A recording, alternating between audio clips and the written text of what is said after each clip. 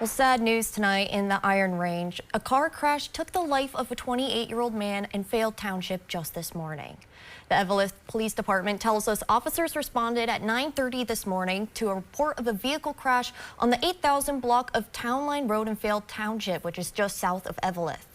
Investigations show that the man driving a Chevrolet truck was traveling down Town Line Road when the vehicle left the roadway. The driver appeared to have lost control and rolled into a ditch on the opposite side of the road, where it struck a group of trees. The only occupant of the vehicle was a 28-year-old man who was pronounced dead at the scene.